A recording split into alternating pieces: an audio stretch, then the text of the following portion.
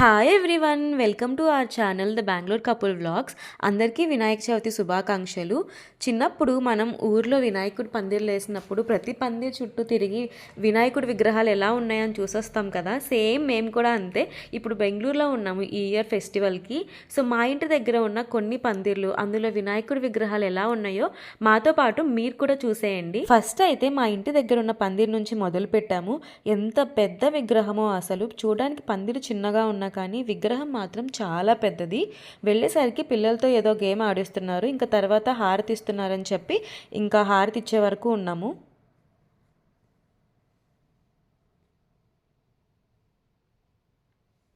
తర్వాత ఇంకా ప్రసాదం పెట్టడం స్టార్ట్ చేశారు. ప్రసాదం ఎవరైనా వద్దంటారా, ఇంకా లైన్లో నుంచొని మరి ప్రసాదం తీసుకొని తినేసి నెక్స్ట్ పందిరి దగ్గరికి బయలుదేరాం. మోస్ట్లీ అన్ని పందిర్ల దగ్గర పులియోగరే ప్రసాదం కామన్. మనకి ఆంధ్రాలో పులిహోర ఉంటుంది కదా, ఇక్కడ సేమ్ అంతే పులియోగరే చేస్తారు. నెక్స్ట్ ఈ పందిరి పక్కనే చిన్నపిల్లలు ఒక చిన్న పందిరి వేశారనమాట వినాయకుడిది. అక్కడికి కూడా వెళ్ళి దండం పెట్టుకొని ఇప్పుడు మళ్ళీ మనము నెక్స్ట్ ఇంకొక వేరే పందిరి దగ్గరికి వచ్చేసాము. ఇక్కడ మండపం చూసారా ఎంత కొత్తగా ఉందో, శివలింగం లాగా సెట్టింగ్ చేశారు. భలే ఉండే చూడటానికి. మేము వెళ్ళేసరికి క్రాకర్స్ కాలుస్తూ ఉండే. ఇంకా ఇక్కడ కూడా కరెక్ట్గా హారతి ఇచ్చే టైంకి వచ్చాము మేము.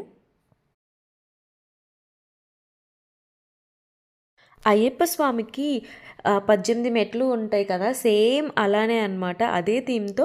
బట్ అయ్యప్ప స్వామి ప్లేస్లో వినాయకుడు ఉన్నారు. భలే ఉండే విగ్రహం, నేను ఎప్పుడు చూడలేదు ఇలాగా.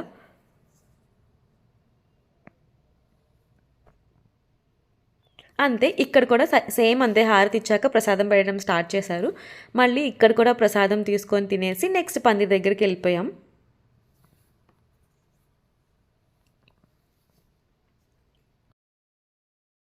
ఇక్కడ సెట్టింగ్ చూసి ఏదో పెళ్లి మండపమో లేకపోతే టెంపులో అనుకుంటారేమో, కానీ ఇది వినాయకుడి మండపం అన్నమాట.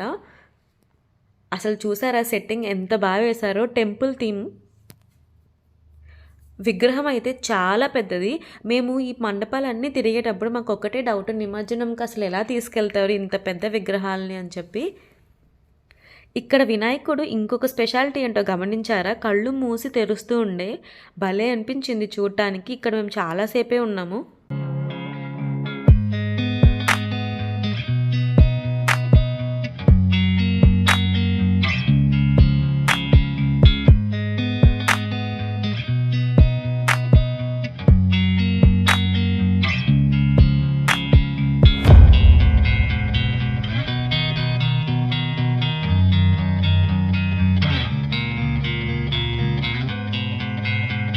ఇంకా ఇక్కడ నుంచి నెక్స్ట్ పందిరి దగ్గరికి వెళ్దాం, వచ్చేసేయండి. ఈ మండపం కూడా చాలా పెద్దది. అండ్ విగ్రహం చూసారా ఎంత పెద్దగా ఉండేనో. ఇక్కడ విగ్రహం వచ్చేసి వినాయకుడితో పాటు రాముల వారు ఇంకా నందీశ్వర స్వామి ఉండే. మీరు ఒకటి గమనించారో లేదో, మేము వెళ్ళిన ప్రతి మండపం దగ్గర కూడా వినాయకుడి హుండీ దగ్గర ఒక స్కానర్ పెట్టారనమాట. ఒక దగ్గర అయితే మైక్లు కూడా అనౌన్స్ చేశారు, మీ దగ్గర కానుకలకి క్యాష్ లేకపోతే స్కానర్ ఉంది అని చెప్పి. ఐడియా మామూలుగా లేదు కదా.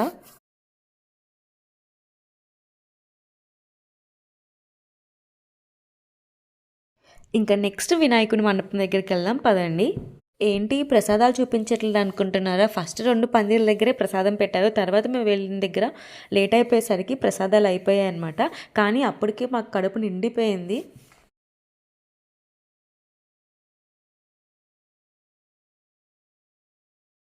లైటింగ్ చూసారా ఎంత బాగా పెట్టారో, మొత్తం స్ట్రీట్ మొత్తం లైటింగ్ పెట్టారు. ఇంకా ఇక్కడ విగ్రహం అయితే వినాయకుడితో పాటు అమ్మవారు కూడా ఉన్నారు. ఎంత బాగుండేనో ఇక్కడ వినాయకుడు మనల్నే చూస్తున్నట్టు, చాలా కళగా ఉండే ఇక్కడ విగ్రహము.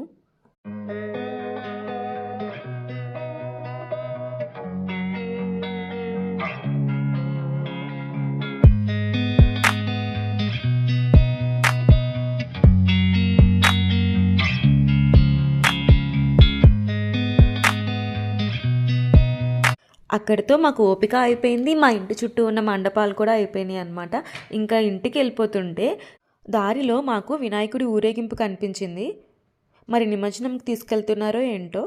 ఆఖరిగా ఈ వినాయకుడిని కూడా చూసేయండి.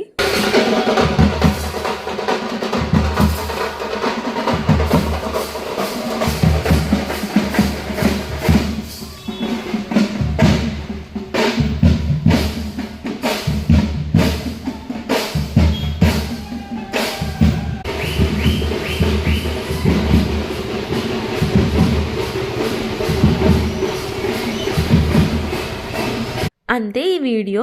ఇంతకీ మా బెంగళూరు వినాయకులు ఎలా ఉన్నారు? మీకు ఈ వీడియో నచ్చితే లైక్ చేయండి and please subscribe to our channel.